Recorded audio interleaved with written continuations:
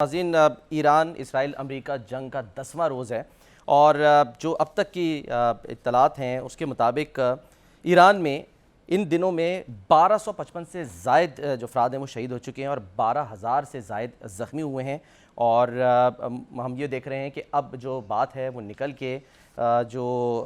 حملے ہیں وہ یہاں تک پہنچ گئے ہیں کہ آئل تنصیبات پر براہ راست حملے کیے جا رہے ہیں، جو پانی کے ڈی سیلینیشن پلانٹس ہیں ان پر حملے کیے جا رہے ہیں اور اس سے ظاہر ہے جو عام شہری ہیں ان کو نقصان ہو رہا ہے۔ کل تک یہ تو ہم نے دیکھا بھی اور سی این این بھی اس پہ رپورٹ کر رہا تھا کہ جب آئل تنصیبات پر تہران میں حملے کیے گئے تو ایسے دھوئیں کے سیاہ بادل چھا گئے تھے کہ جب بارش ہوئی ہے تو تیل جو ہے وہ باقاعدہ نیچے گرا ہے، یعنی کہ فضاؤں میں وہاں کی جو ہوائیں ہیں اس میں ماحولیاتی آلودگی چھا گئی ہے۔ اور پاکستان کے محکمہ موسمیات نے بھی یہ کہہ دیا ہے کہ شاید یہ جو آلودگی ہے یہ پاکستان تک پہنچ سکتی ہے، تو اس کے ماحول پر بھی جو ہیں وہ بڑے خطرناک اثرات مرتب ہو رہے ہیں۔ اور دوسری طرف جو مغربی میڈیا ہے وہ بتا رہا ہے کہ امریکی فوجیوں کی جو تعداد ہے جس میں ہلاک ہوئے ہیں ان کی تعداد اب 8 ہو گئی ہے۔ پاکستان پر بھی اس جنگ کے اثرات پڑ رہے ہیں۔ ہم نے دیکھا کہ پیٹرول پرائسز اوپر چلی گئی ہیں، 55 روپے فی لیٹر اضافہ کر دیا گیا ہے۔ یہ اضافہ کیوں کیا گیا؟ کیا ایسی مجبوری تھی اور آنے والے دنوں میں ہمیں کیا کفایت جاری دکھانی ہوگی؟ اس پر بھی جو ہے ہم بات کریں گے۔ آج اسٹاک مارکیٹ جو ہے وہ بھی مندی کا شکار رہی اور اسٹیٹ بینک نے شرح سود برقرار رکھنے کا فیصلہ کیا ہے۔ تو ایک طرف ہم دیکھ رہے ہیں کہ بین الاقوامی اثرات ہیں اس کے عالمی معیشت پر وہ پڑ رہے ہیں، اور دوسری طرف جو ایران ہے وہ ڈٹا ہوا ہے اور وہاں پر نئے رہبر کو بھی منتخب کر لیا گیا ہے۔ مجتبیٰ خامنائی صاحب جو ہیں ان کو چنا گیا ہے، یہ کون ہیں اور آنے والے دنوں میں کیا تبدیلی لے کر آ سکتے ہیں اور لوگ کیا ان کو سپورٹ کر رہے ہیں ایران میں؟ اس تمام تر صورتحال پر ہم بات کریں گے۔ شامی صاحب، حالات جو ہیں وہ اب دگرگوں ہوتے جا رہے ہیں اور بات جو ہے وہ اب آ گئی ہے پانی کے پلانٹ اور انفراسٹرکچر، خاص طور پہ جو آئل تنصیبات ہیں ان کو نشانہ بنانے پر۔ یہ کتنا خوفناک خطرناک ہے موجودہ صورتحال میں؟ دیکھیے، یہ جو پانی ہے، پینے کا پانی، یہ جو گلف کنٹریز ہیں ان کے پاس پینے کا صاف پانی میسر نہیں ہے۔ یہ پانی کو صاف کرتے ہیں، اس کے پلانٹ لگے ہوئے ہیں سمندری پانی، وہاں بھی سمندری پانی کو ٹھیک، اور پینے کا قابل بناتے ہیں، وہاں بھی حملے ہوئے ہیں اور وہ ایران کو اس کا الزام دے رہے ہیں کہ وہ جو پانی کے جو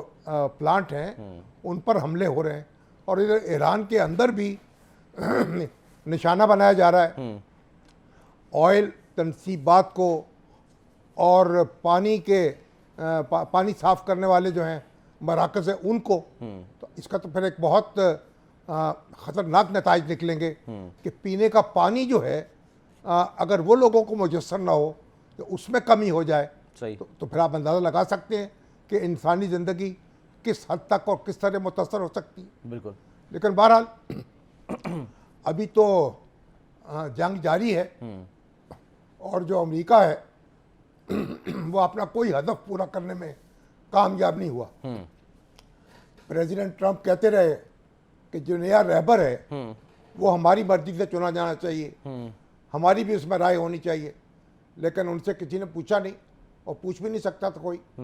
اور ان کو اس میں دخل دینے کی ضرورت بھی نہیں تھی، اور نیا رہبر چنا گیا اور آیت اللہ خامنائی کے جو بیٹے ہیں مجتبیٰ، ان کو کثرت رائے سے مجلس خبرگان نے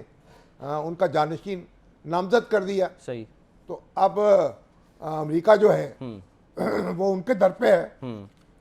اور اعلان کر رہا ہے کہ ہم ان کو بھی نشانہ بنائیں گے۔ لیکن بہرحال جو ایرانی قوم ہے وہ جشن مناتے ہوئے سڑکوں پہ نکلی ہے، بالکل، ان کی تصویریں اٹھائے ہوئے مجتبیٰ کی اور پرچم لہراتے ہوئے ایرانی، اور پورے جوش و خروش کے ساتھ انہوں نے ان کے لیے زندہ باد کے نعرے بلند کیے ہیں، صحیح، اور ان کو سپورٹ دی ہے، اور اس طریقے سے بتا دیا ہے کہ ایران جو ہے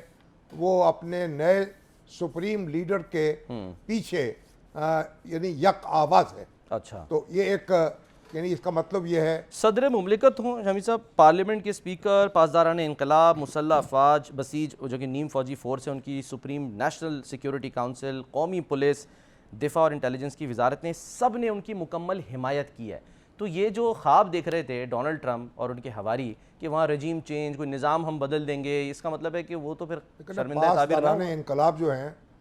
وہ بڑی شدت سے ان کے ساتھ ہیں، اور خامنہئی وہ کوئی سرکاری عہدہ ان کے پاس نہیں رہا، ان کے بیٹے جو ہیں مجتبیٰ کے، اور لیکن پس پردہ وہ ہے اپنے رہ کر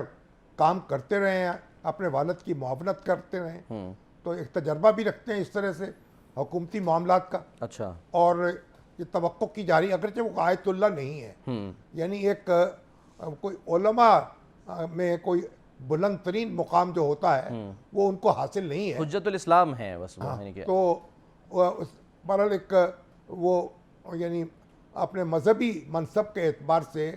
وہ ایک اعلیٰ ترین منصب پر فائز نہیں ہے۔ شامی صاحب، جب خامنہئی صاحب بنے تھے 89 میں تو اس وقت وہ بھی آیت اللہ نہیں تھے، لیکن کہتے ہیں کہ کچھ قوانین میں نرمی کی گئی تھی ان کو بنانے کے لیے، کیونکہ ظاہر ہے خمینی صاحب کے جانشین تھے، تو اس کے بعد کہا گیا کہ آیت اللہ ہی بنے گا، تو اب یعنی کیا پھر قوانین کو نرم کیا گیا ہے؟ اب یہ تو اعلان نہیں ہوا،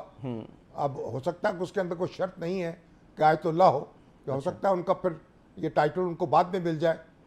لیکن کیونکہ ان کا ایک انتظامی امور کا تجربہ بھی ہے، اور وہ اپنے والد کی معاونت کرتے رہے ہیں، اور ریاستی معاملات میں ان کی نظر رہی ہے، تو ایک تسلسل کو برقرار رکھنے کے لیے ان کو جانشین بنایا گیا ہے، اگرچہ اس کے تانا دیا جا رہا ہے موروثیت کا، جی ہاں، لیکن اس میں کوئی وزن نہیں ہے، کیونکہ انہوں نے تو وصیت نہیں کی، خامنہئی تو وصیت نہیں کی کہ میرے بعد میرے بیٹے کو مقرر کر دیا جائے، ٹھیک ہے، تو یہ تو لوگوں کا اپنا حق ہے کہ وہ کس کو انتخاب کرتے ہیں۔ یعنی جو عوام ہیں وہ چنتے ہیں مجلس خبرگان رہبری کو براہ راست، جو 88 ممبران ہیں اس کے، اور انہوں نے چنا ہے ان کو، تو اس میں کوئی مسئلہ نہیں ہے، کیونکہ کہا تو یہ جا رہا ہے کہ خمینی صاحب ہوں یا خامنہئی صاحب ہوں دونوں ہی موروثیت کے خلاف تھے، ظاہر ہے وہ جس طرح سے تنقید کرتے تھے، انہوں نے نہ اسی کو وصیت کی، نہ اسی کی خواہش کا اظہار کیا، لیکن بیٹا ہونا جو ہے جہاں لازم نہیں ہے کہ اسی کو چنا جائے، وہاں نفی بھی نہیں کی جا سکتی کہ بیٹے کو نہ بنایا جائے۔ اچھا، تو بیٹے کو بنایا بھی جا سکتا ہے، لیکن یہ جو مجلس خبرگان ہے اس کی ثوابدید پر منحصر ہے، اگر اس کا اتفاق کسی دوسرے پہ ہو جائے تو اس کو چنا جا سکتا ہے، ویسے بھی یا کثرت رائے سے فیصلہ ہوتا ہے۔ ولایت فقیہ میں تو یہ کانسیپٹ ہے کہ جو امام کا بیٹا ہے وہی ظاہر ہے امام بنا ہے۔ دیکھیں جو امامت ہے وہ امامت کا منصب اور ہے، ٹھیک ہے، اور اس کے بعد تو ولایت فقیہ جب نائب امام تصور ہوتا ہے نا، ٹھیک ہے، ولایت فقیہ، تو اب امامت تو پھر ظاہر ہے کہ امام مہدی کے پاس ہے، اور وہ امام غائب ہیں، اور ان کی نیابت میں جو فیصلے ہوتے ہیں تو وہ ایک اس کی دوسری حیثیت ہے، لیکن یہ ایک اجتہاد کر کے انہوں نے ولایت فقیہ کا منصب اس کو تخلیق کیا تھا، تو بہرحال ایک ایران نے بتا دیا ہے کہ اس کا نظم جو ہے وہ قائم ہے، اور ریاستی ڈھانچہ جو ہے اس میں درار نہیں ڈالی جا سکی۔ اب کئی ہمارے دوست کہے ہیں، انہوں نے کہا یہ پاکستان میں جو 1988 میں صورتحال پیدا ہوئی تھی، یہ کم و بیش ایسی صورتحال ہے کہ جنرل ضیاء الحق جو ہے وہ صدر تھے، اور ان کا طیارہ جو ہے اس کو نشانہ بنایا گیا بہاولپور میں، اور ان کا حادثے کا شکار ہوا، تو اس کے نتیجے میں ان کے ساتھ جو ہے متعدد جنرل اختر عبد الرحمن جو اس وقت joint chief of staff committee کے چیئرمین تھے، اور ان کے دوسرے رفقا وہ بھی سارے شہید ہو گئے، اور بڑا ایک خلا پیدا ہو گیا تھا قیادت کا۔ لیکن اس وقت پاکستانی ریاست جو تھی اس کا نظم جو تھا وہ ایک دستور جو موجود تھا اس کے مطابق جو سینٹ کے چیئرمین تھے ان کو صدر کا منصب سنبھالنا تھا، تو غلام اسحاق خان سینٹ کے چیئرمین تھے، انہوں نے منصب سنبھال لیا، اور اسلم بیگ جو تھے vice chief of army staff تھے، ان کو چیف آف آرمی سٹاف مقرر کر دیا گیا، اور اسی طریقے سے ایک پورا ریاست جو ہے ڈھانچہ اس کا قائم رہا، اور اس صدمے کو برداشت کر گئی۔ لیکن اس میں فرق یہ ہے کہ جنرل ضیاء الحق ایک حادثے کا نشانہ بنے تھے، کوئی غیر ملکی جارحیت نہیں ہوئی تھی، اور یہاں تو ایک جارحیت ہوئی ہے اور نشانہ بنایا گیا ہے، اعلیٰ ترین قیادت جو ہے اس کو مٹا دیا گیا ہے، تو اس کے بعد جو ہے یہ ایک بڑا امتحان تھا، اگرچہ ایک ہلکی سی مثال ہے 88 اس کی، لیکن پوری مثال نہیں دی جا سکتی۔